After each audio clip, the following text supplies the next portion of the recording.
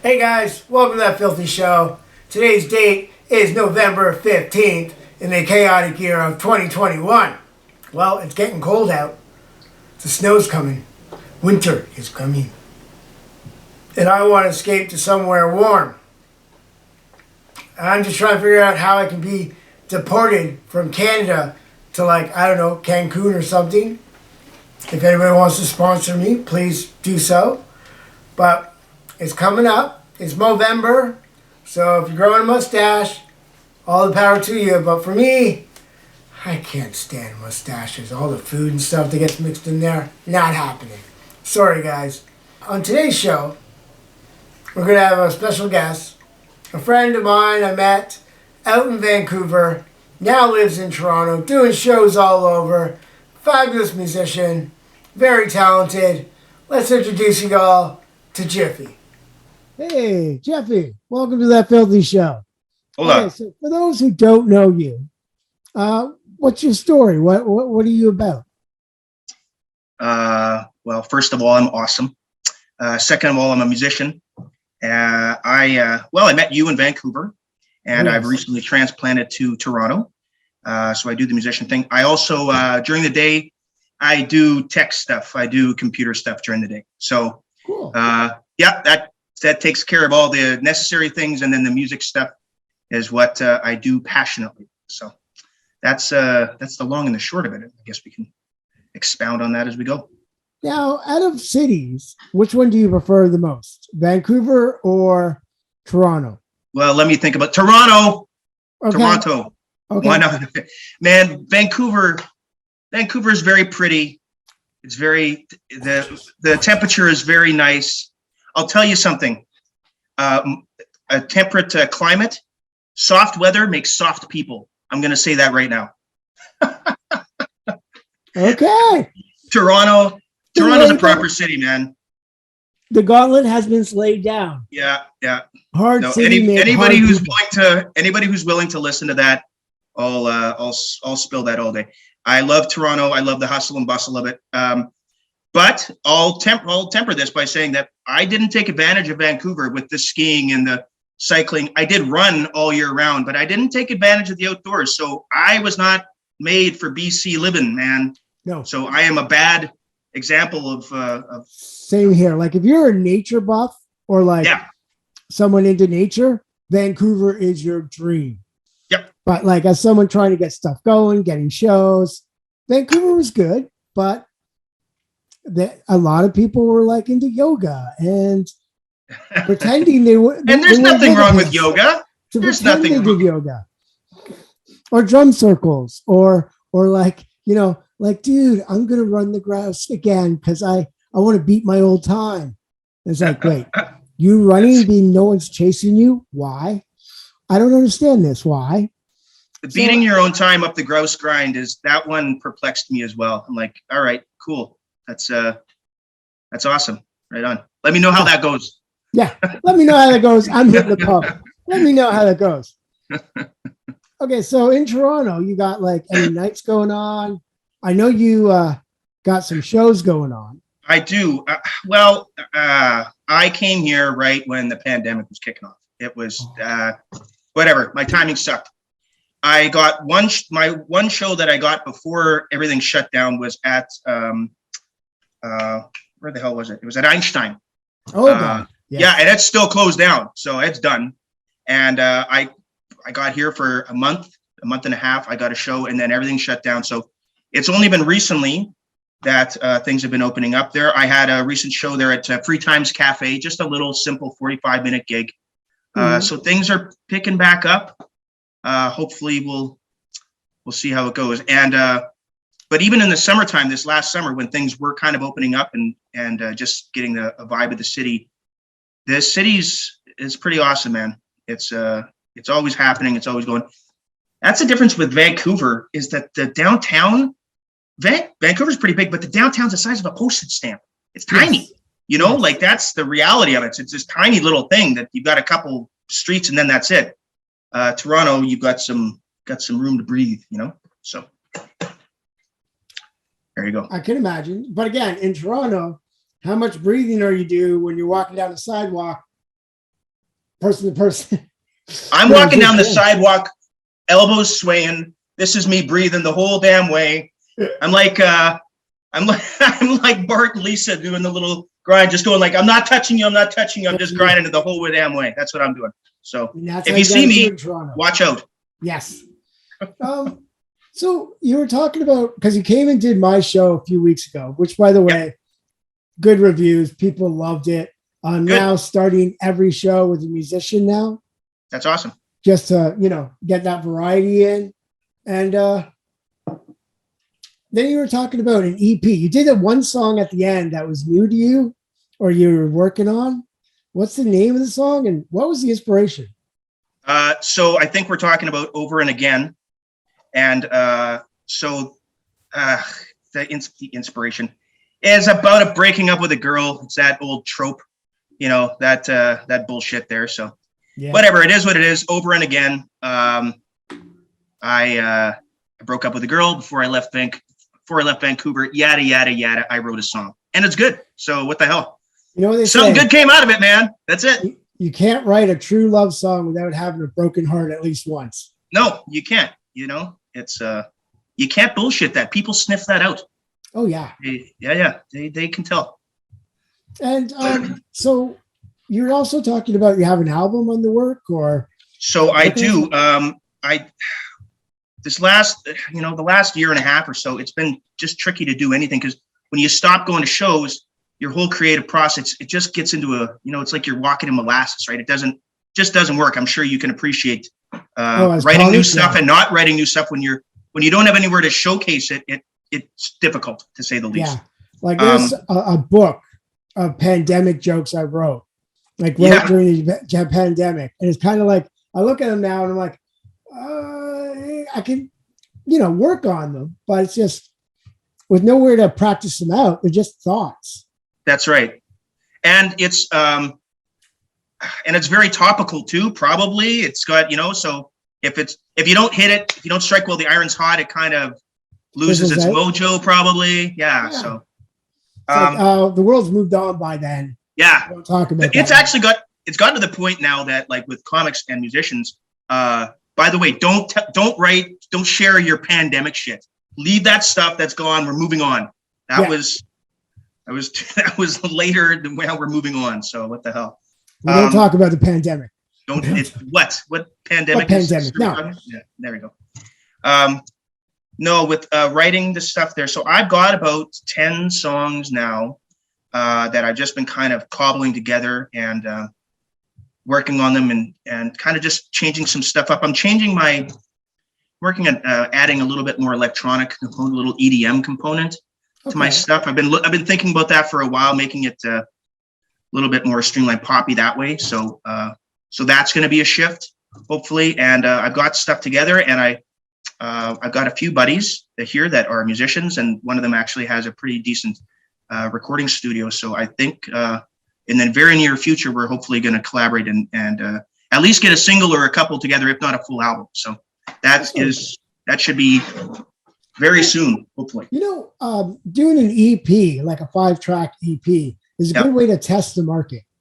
Yeah. Test it out because you're not committed to a full album. And, it's like it's an EP, and people are like, okay, I'm liking it. Then you finish off the full album. Yeah. And it's half the cost. Now, I'm speaking of like back in the day when there was hard copy, like stuff like that. So you're not putting a lot of money into a full album and it going bust.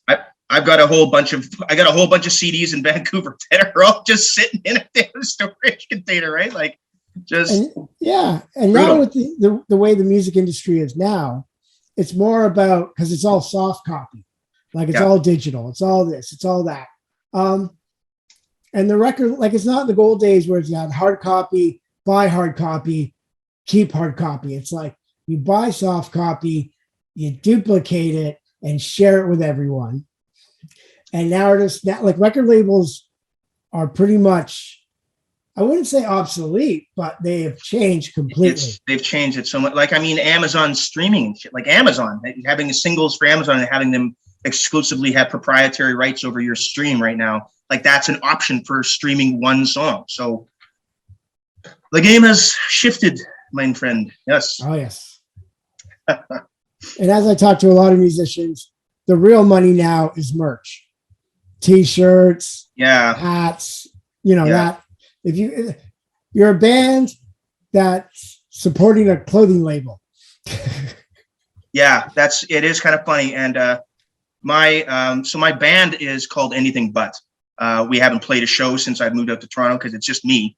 I am essentially the band. I write all the stuff and I'm the front man, so I just need a few guys. But we got T-shirts with a pretty catchy logo. It's a guitar. It's an electric and acoustic guitar. It looks very phallic. It's got the 70s throwback phallic kind of mojo happening there. It's a good looking design and people love to buy it. So I've sold enough shirts to absolutely cover the cost of printing them. And now I got a whole bunch of shirts left over.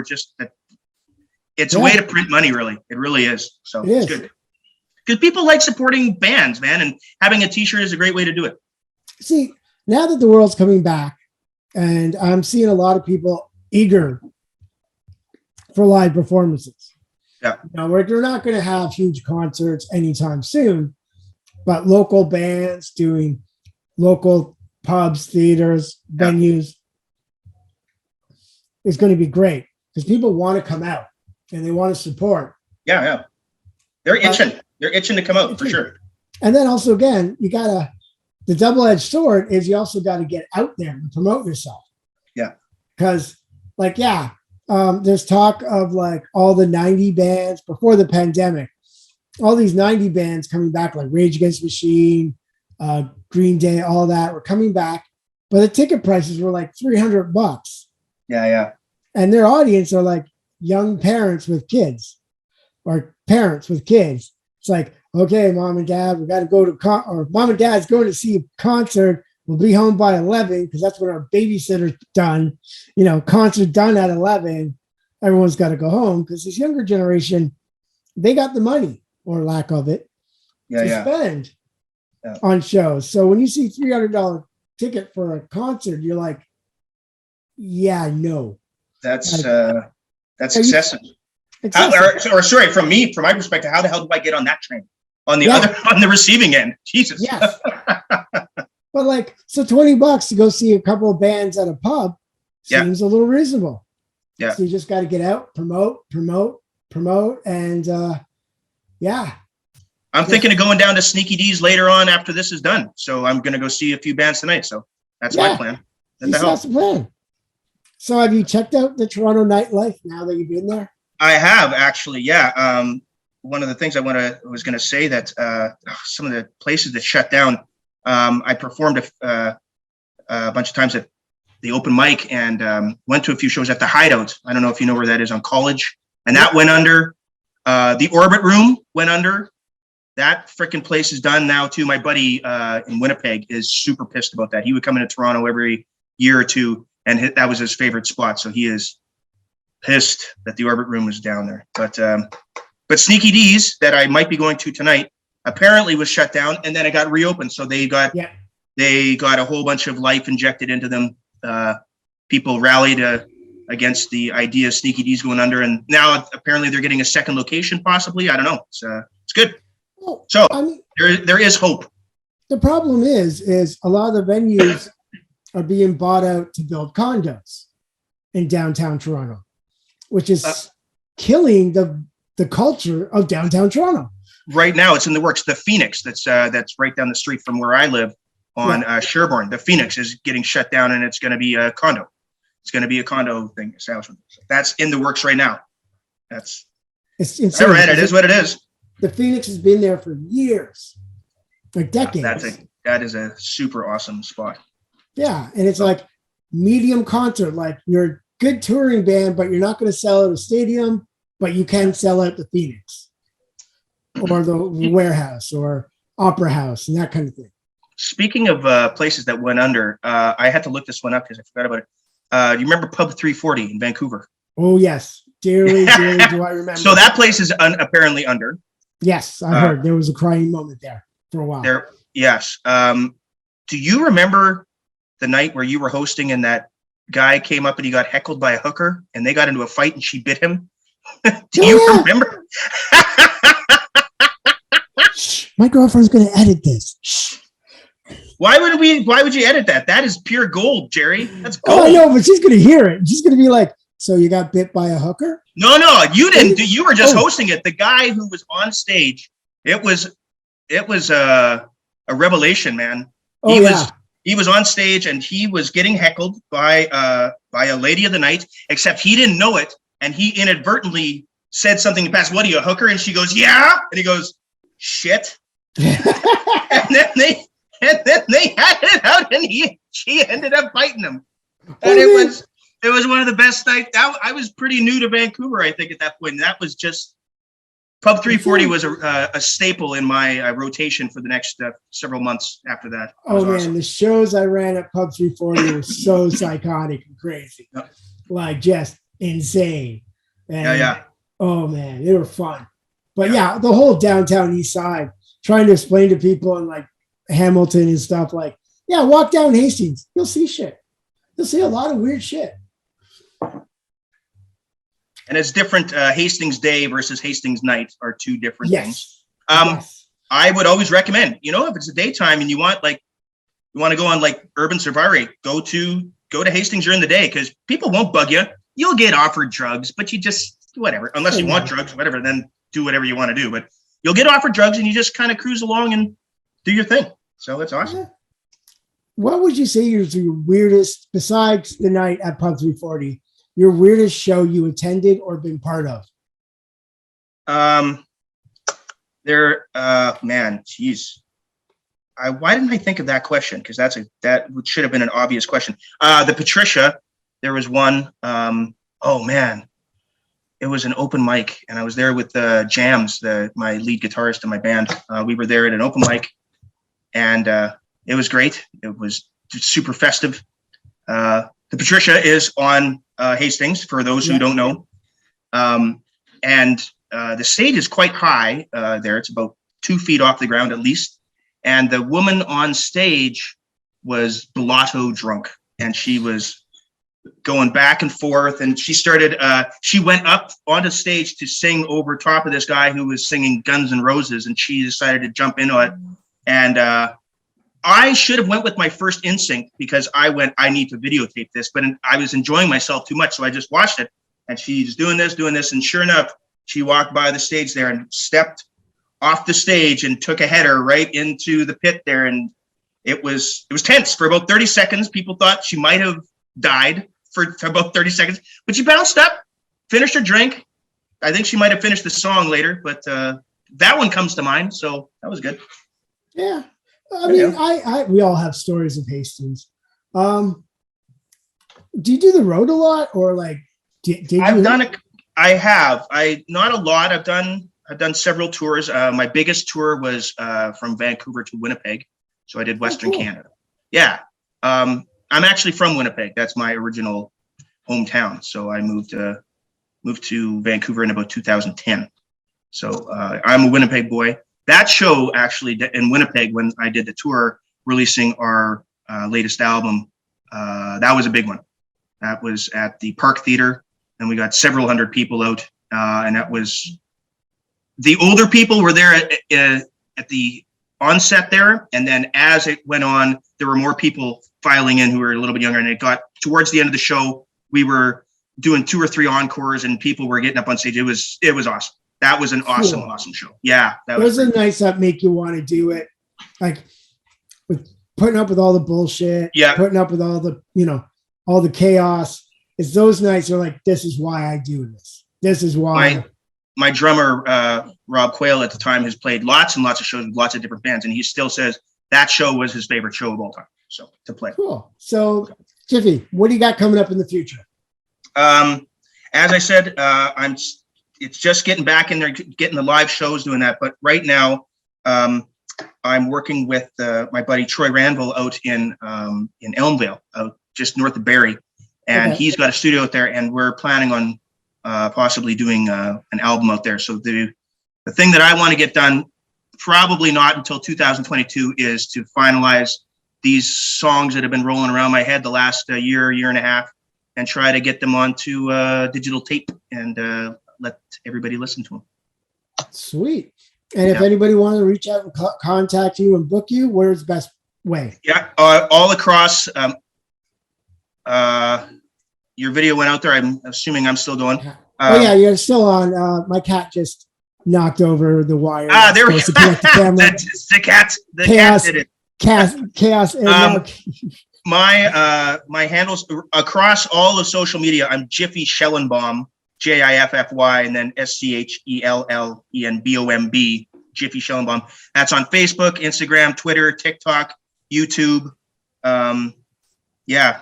So I've got and on my band is on Spotify, Anything But, and also on YouTube they've got their own channel, Anything But Videos.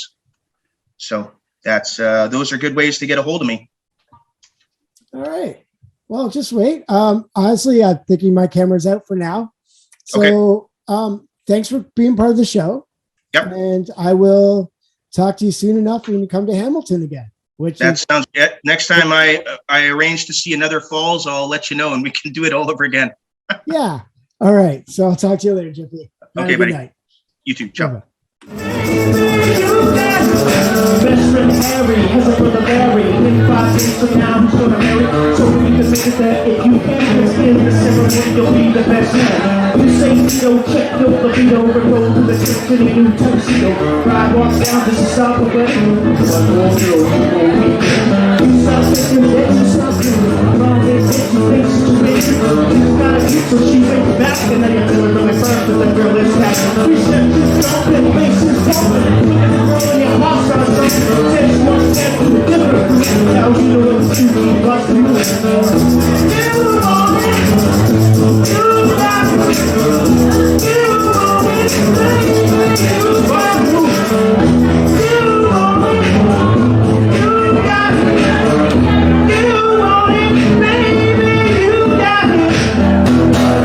Have yourself a great night. My name is Jiffy. Well, that's Jiffy. I'll put some links in the bio of how to get a hold of him. Hope you enjoyed the interview. And guys, we're almost seeing the light at the end of the tunnel. Stay safe. Be happy. Take care of yourselves and each other. Till next week, stay filthy. Bye.